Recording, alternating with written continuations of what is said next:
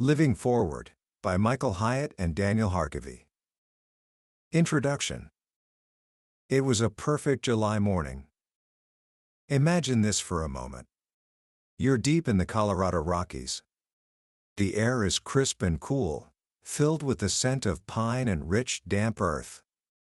A stream gurgles beside the trail, and wildflowers are everywhere. It's the kind of morning that feels like a gift.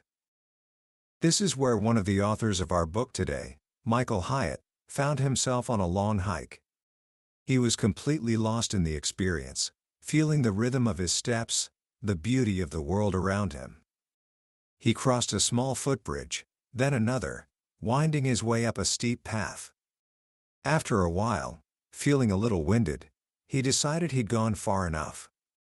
He took a sip of water and started back down the trail he came on. Or so he thought. After a few minutes, something felt off. The forest seemed darker, denser. And strangest of all, he could no longer hear the gurgling stream. It took a moment for the truth to sink in. He wasn't just lost in the experience anymore. He was actually, truly lost. Somewhere, he had taken a wrong turn. His heart started to pound a little faster. Panic began to creep in at the edges. But then he remembered. He was tracking his hike on an app. He pulled out his phone, praying for a signal. And there it was. 5 bars. The screen lit up with a map, tracing every step he had taken, including the exact spot where he went wrong. In less than 10 minutes, he was back on the right path, safe. Now, a mountain hike is one thing. But what about life? What happens when you look up one day and realize you're on the wrong path? When your marriage isn't what you hoped for, your career feels unfulfilling, or your health is failing? You can't just pull out a GPS app for your life. Or can you? That is the profound and life-altering question at the heart of the book we're exploring today. Living Forward, a proven plan to stop drifting and get the life you want, by Michael Hyatt and Daniel Harkavy. This isn't just a book, it's a map. It's a powerful, practical guide that has helped thousands of people stop being passive passengers in their own lives and start becoming the architects of their future. By the end of our time together today, you will have the blueprint for this map. You'll understand the single most common reason why people end up in lives they didn't choose, and you'll learn the 3 powerful questions that, if you answer them honestly, can change the entire trajectory of your future.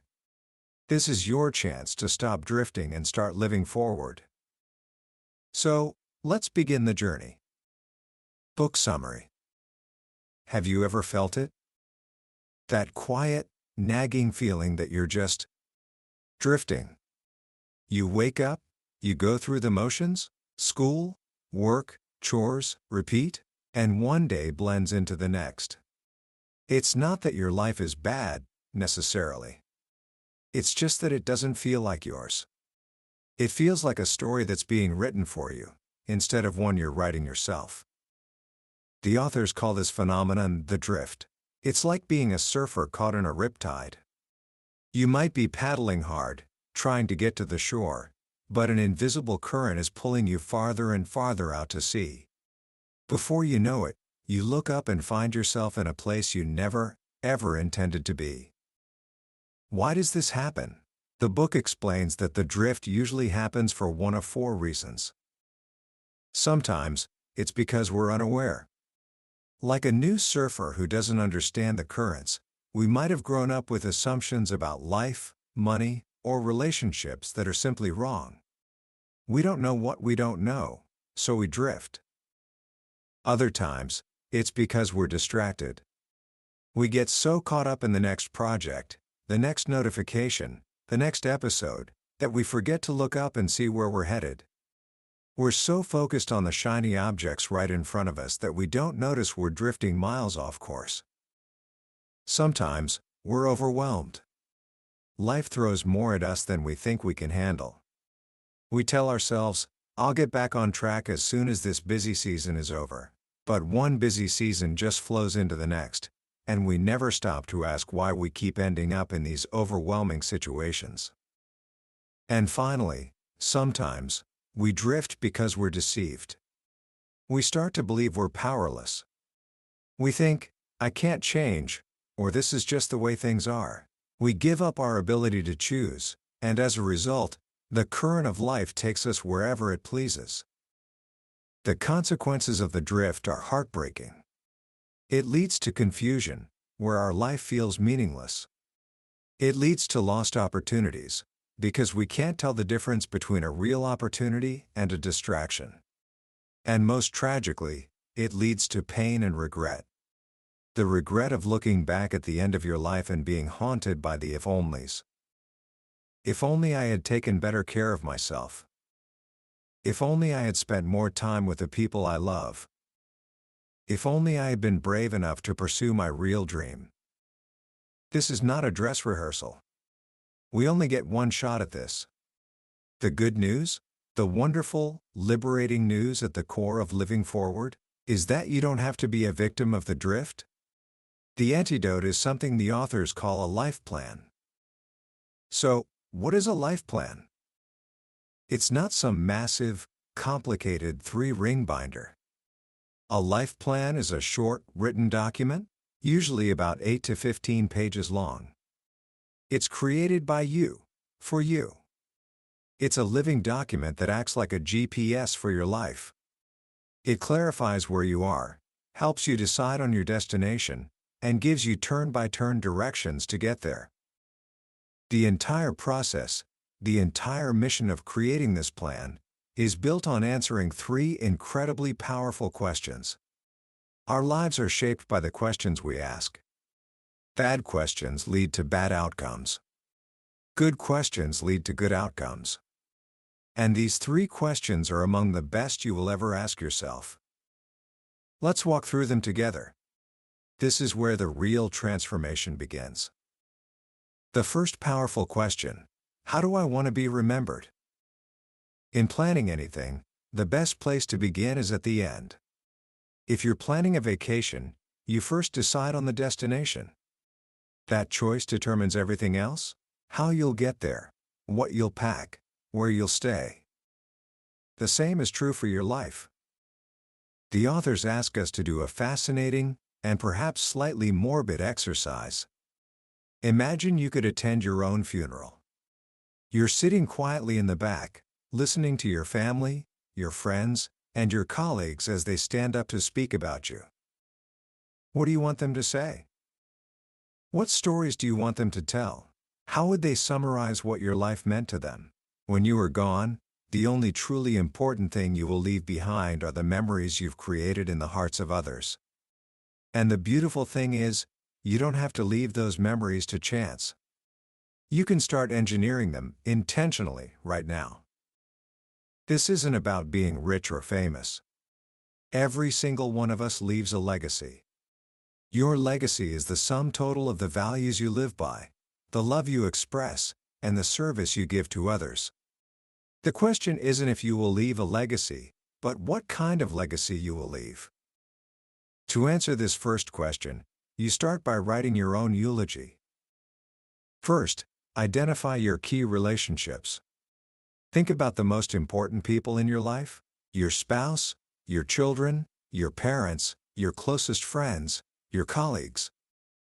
Then, for each of them, describe how you want to be remembered. For example, a young mother named Karen wrote, "I want my husband Gary to remember that he was always my very best friend. I want him to remember what a powerful partnership we had and how our individual talents complemented our incredible marriage." A high school teacher named Chad wrote about his children, "I want to be remembered as a father who was deeply involved in their lives. I want them to think of how I would be able to talk about anything. I want to be known by the focused attention I gave to them." This exercise forces you to get crystal clear on what truly matters. It cuts through all the noise, all the external expectations, all the fear of failure, and leaves only what is essential.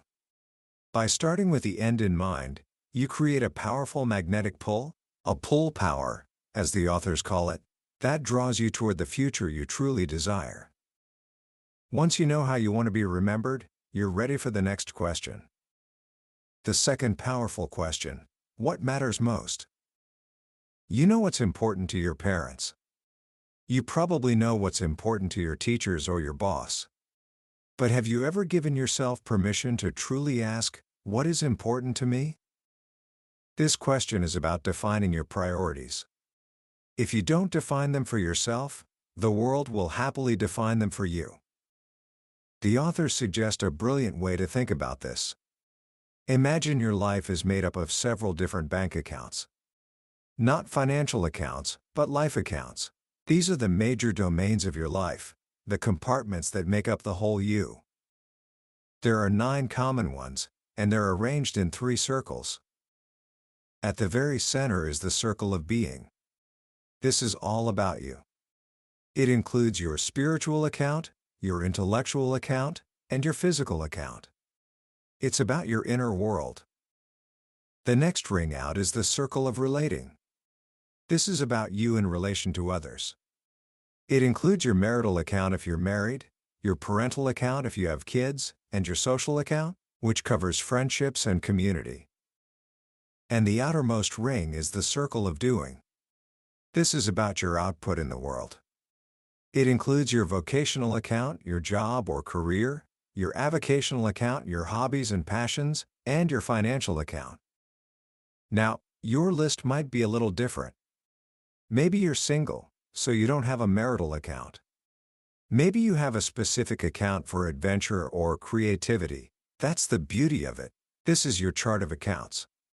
The goal is to identify between 7 and 12 areas that are truly important to you. Once you've identified your life accounts, the next step is to assess their condition. Just like a real bank account, each of your life accounts has a balance. Some accounts might have a growing balance. You're investing in them, and they are flourishing. Your future in that area feels secure. Some might have a consistent balance. You're holding steady, but not really growing. Your present might be fine, but your future could be in jeopardy. And some accounts might have a declining balance. You're spending more than you're putting in. You're overdrawn. If too many accounts are in this condition, you risk going bankrupt in that area of your life. Maybe you're killing it in your career account, but your health account is severely overdrawn because you never exercise and eat junk food. Or maybe your finances are great, but your marriage account is flat because you and your spouse have become like roommates. To figure out the balance, the authors say you need to look at 2 things for each account: passion and progress. Passion is your enthusiasm. Do you love your work? Is your love for your spouse growing? Do you enjoy exercising? Progress is the results you're getting.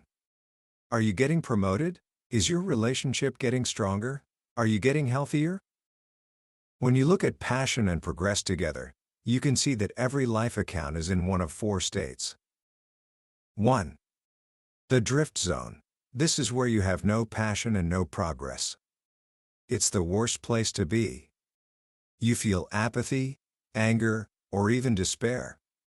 Something has to change. 2. The lift zone. Here, you have passion but no progress. You're excited, but you're not seeing results. This is the aspiring musician who loves to play but can't get a paying gig. If you don't start seeing progress soon, that passion can turn into cynicism. 3. The shift zone. This is where you have progress but no passion. You're moving forward, but your heart isn't in it. This is the successful dentist who is making great money but hates the monotony of his job. You feel dread and drudgery. 4. The gift zone. This is the best place to be. You have both passion and progress. You feel satisfied, grateful, and energized. This is the state you want to be in for every one of your life accounts. Once you've listed your accounts and assessed their condition, there's one final step for the second question. You must arrange them in priority order. This can be tough. They're all important, or they wouldn't be on your list. But they're not all equally important. Ranking them forces you to decide what takes precedence when push comes to shove. And trust me, life will always push and shove. Is your career more important than your family? Is your social life more important than your health? The authors offer one powerful piece of advice here. They recommend you put the accounts related to yourself, your spiritual, physical, and intellectual well-being, near the top of the list. It might sound selfish, but think about the safety instructions on an airplane. They always tell you to secure your own oxygen mask before assisting others. Why? Because if you run out of air, you can't help anyone. You can't pour from an empty cup. By taking care of yourself first, you ensure you have the energy, health, and clarity to serve everyone else in your life. So now, you know how you want to be remembered. And you've gotten clear on what matters most. You're ready for the final, most practical question. The third powerful question: how can I get from here to where I want to be? This is where the rubber meets the road. This is where you chart the course. For every single one of your life accounts, you're going to create a simple, one-page action plan. This action plan is broken down into 5 simple sections. Section 1. Purpose Statement. For each account, you write 1 or 2 sentences that define your role and primary responsibility. What is your purpose in this area? For his health account, one person wrote, "My purpose is to maintain and care for the temple God has given me." For her spouse account, another wrote, "My purpose is to be the love of Andy's life, his primary cheerleader, and his soulmate." This statement anchors you. It's your North Star for that account. Section 2. Envisioned Future. This is where you describe what this account looks like when it's functioning at its absolute best. But here's the key: you write it in the present tense, as if it's already a reality. You're not fantasizing. You're creating a clear, compelling picture that your mind can start working to achieve. Instead of saying, "I want to be lean and strong," you write, "I am lean and strong, possessing vibrant health and extraordinary fitness." Instead of saying, "I hope to be debt-free," you write, "I am completely debt-free. I have all the money I need to meet my obligations and accomplish my goals." Do you feel the shift? This isn't just wishful thinking. When you create a vivid picture of the future and believe it's possible, your subconscious mind goes to work, problem-solving and directing your focus to make it a reality. Section 3. Inspiring. This is optional, but many people find it helpful. Find a quote, a verse, or a saying that resonates with you and captures the spirit of what you want to achieve in this account. It provides a little jolt of emotional energy every time you read it. Section 4. Current Reality. Now it's time to be brutally honest. Where are you right now in relation to your envisioned future? You list out, in simple bullet points, the good, the bad, and the ugly. You can't get where you want to go until you acknowledge where you are. In his health account, Michael Hyatt wrote, "I feel great. My stamina is great. I am not presently doing consistent strength training. I am concerned this will eventually catch up with me." This isn't about beating yourself up. It's about creating a clear-eyed assessment of the gap between where you are and where you want to be. Section 5. Specific Commitments. This is the most critical part. Based on your current reality and your envisioned future, what specific actions will you commit to? These aren't vague goals. They are concrete, non-negotiable actions that will close the gap. The authors recommend making these commitments SMART. Specific. They identify exactly what you will do. Measurable. You can track them. Actionable. They start with an action verb. Realistic. They should stretch you, but be achievable. Time-bound. They have a frequency, like daily or weekly. For his health account, Michael committed to Run or cross-train 4 days a week. Do strength training 3 days a week. Drink 4 liters of water a day. For his account for his wife, Daniel Harkavy committed to pray with Sherry daily before going to sleep. Date Sherry every week. Take Sherry away for an overnight getaway monthly. These aren't massive, life-shattering changes. They are small, incremental investments.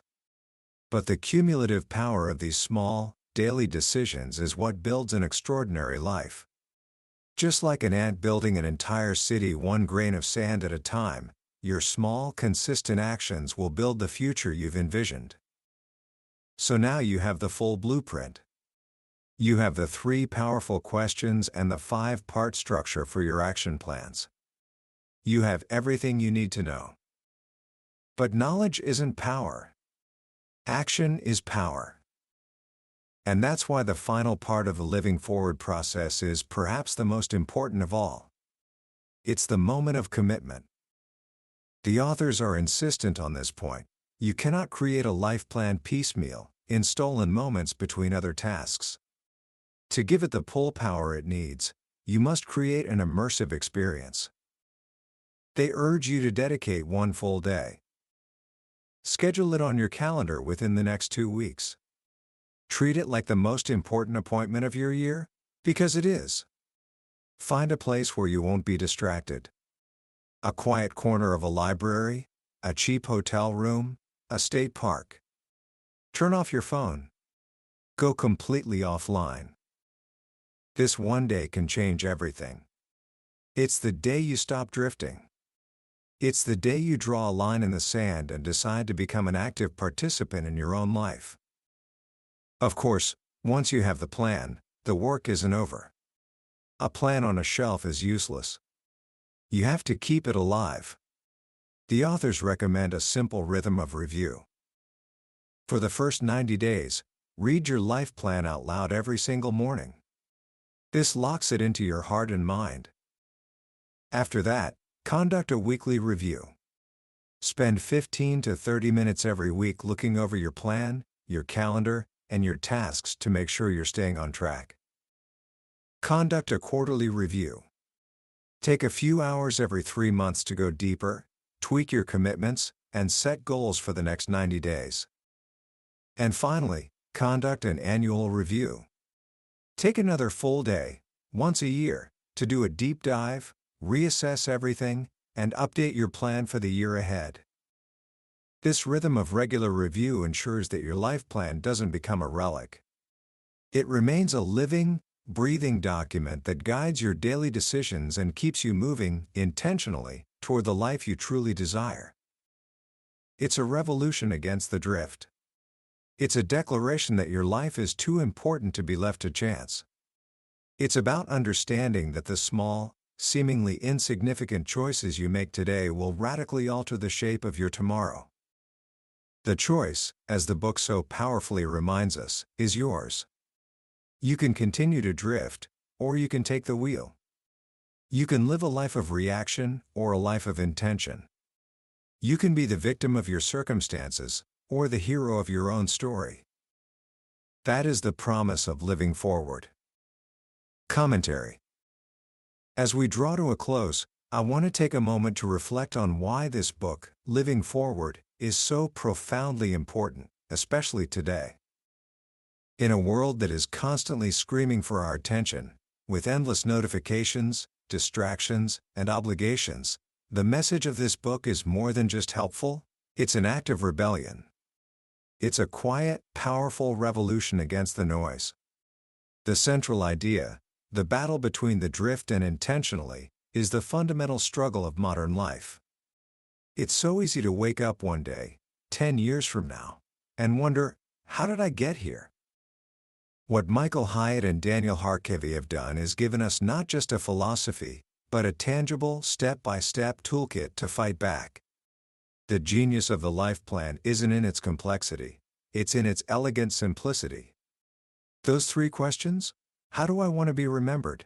What matters most? And how do I get there? Are the only navigation system you'll ever really need.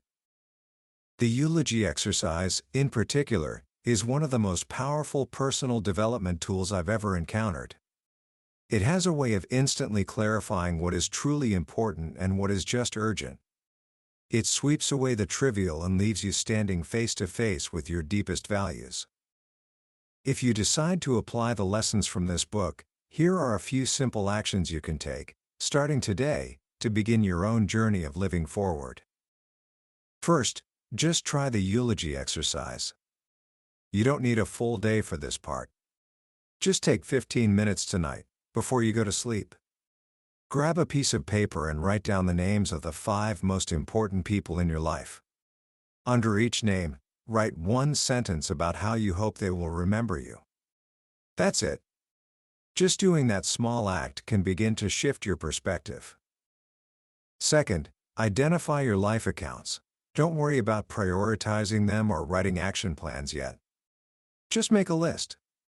Give a name to the 7 to 10 most important domains of your life. Seeing them all written down on one page is a powerful experience. It reminds you that you are a whole person, not just a student, an employee, or a parent. And third, schedule 1 hour in your calendar this week for what you can call a thinking retreat. Find a time and place where you can be alone, without your phone. Just sit with your thoughts. Think about your life, your dreams, your frustrations. The simple act of creating space to think is the first step in breaking free from the drift. That was a summary of Living Forward by Michael Hyatt and Daniel Harkavy. We've explored the core ideas today, but I'll be honest with you, a summary can only ever be a signpost. The real journey happens when you walk the path yourself. The true power of this book isn't just in the information, it's in the process.